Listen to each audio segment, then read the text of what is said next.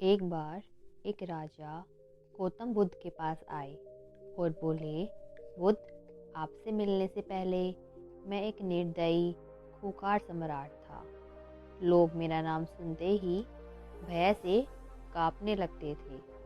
मैं किसी की जान लेने से पहले भी एक पल के लिए नहीं सोचता था और छोटे छोटे अपराधों के लिए, छोटी छोटी गलतियों के लिए अपराधियों को मृत्यु की सज़ा सुनाया करता था।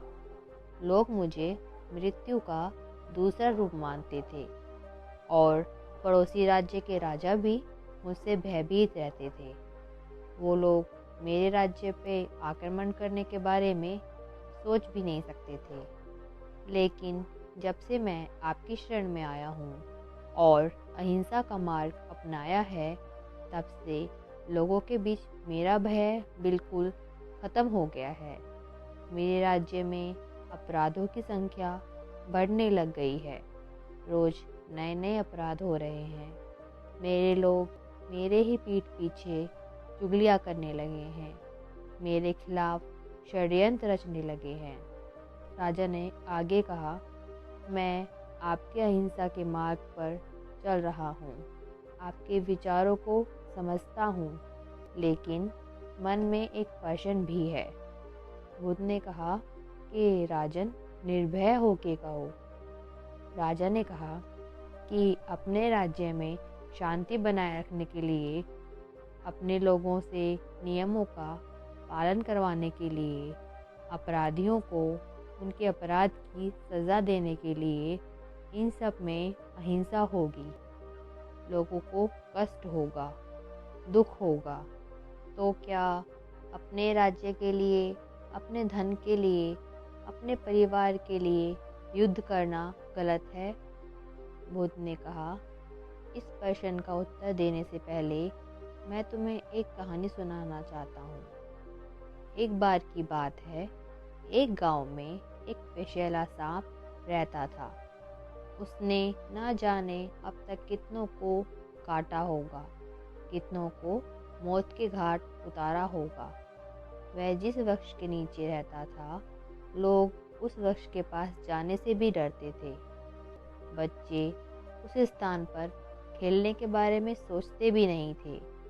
एक दिन उस रास्ते से एक भिक्षु गुजर रहे थे। उन्होंने सोचा कि क्यों ना इस वृक्ष के नीचे थोड़ी देर बैठकर आराम किया जाए।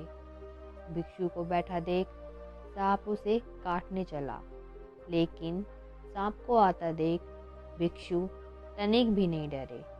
वे पूरी शांति से, पूरे शांत मन से वहीं बैठे रहे।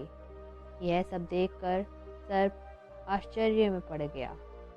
वह अपनी जीभ बाहर निकाल के बोला कि मैं जहरीला सांप हूँ, क्या तुम्हें मुझसे बिल्कुल भी डर नहीं लगता? भिक्षु ने कहा, मैं जीवन व मृत्यु इन सब से काफ़ी ऊपर उठ चुका हूँ। अब मुझे किसी भी चीज़ से, किसी भी वस्तु से ना कोई डर है, ना कोई लोभ। भिक्षु ने सबको उपदेश दिया कि जो तुम कर रहे हो वो हिंसा है। जो तुम्हारे काटने से लोगों की जान गई है, लोगों को पीड़ा होती है, वो अनुचित है, वो हिंसा है। भिक्षु की बातें सुनकर सर्प के मन में वैराग्य जागा। उसने निश्चय किया कि आज के बाद वो किसी को भी नहीं काटेगा, किसी को भी नुकसान नहीं पहुंचाएगा। सर्प अहिंसक हो गया। यह बात पूरे गांव में फैल गई। इसके बाद लोगों ने सर्प को तंग करना आरंभ कर दिया। कोई भी व्यक्ति मौका नहीं छोड़ता था उसे परेशान करने का। लेकिन सांप ने किसी को भी नहीं काटा, किसी को भी कष्ट नहीं पहुंचाया। उसने कीड़े मकोड़ों तक को भी खाना छोड़ दिया। रात में कुछ घास फूस खाकर अपना पेट भर लेता। वह सुबह आक्रमण का सामना करने के लिए तैयार हो जाता। भूख व पीड़ा से वह कमज़ोर होता गया। उसका शरीर इतना घायल हो गया था कि गांव वालों ने उसे केवल रस्सी से ज़्यादा और कुछ नहीं समझा। फिर एक दिन वही भिक्षु दोबारा उसी रास्ते से गुजरा। उसने सांप की दशा देखी और बोला कि यह तुम्हें क्या हो गया है, तुमने अपनी ऐसी अवस्था किस कारण से बनाई है। सर्प ने कहा, आपकी बातें सुनने से मेरे मन में वैराग्य उत्पन्न हुआ और मैंने निश्चय किया कि काटना छोड़ दूंगा। तभी भिक्षु बोले कि मैंने तुम्हें काटने से मना किया था, लेकिन तुमने तो अपना सर्प का जो स्वभाव है उसे ही कैसे छोड़ दिया, तुमने फुसफुसाना क्यों छोड़ दिया। बुद्ध ने आगे बोला, किसी भी बात की अति ज़्यादा हो तो वह भी कष्टदायी हो जाती है। अहिंसा की नीति ज़्यादा हो तो वह हिंसक हो जाती है। राजा, अपने अपराधियों में तुम्हारा भय होना आवश्यक है और उन्हें उनके अपराध की सज़ा देना भी ज़रूरी है, परंतु ध्यान रहे, न्याय करने वाला अपनी निजी शत्रुता के कारण किसी अपराधी को दंड ना दे, बल्कि अपराधी को उसके अपराध के लिए, उसके दुष्कर्म के लिए उसे दंड दे।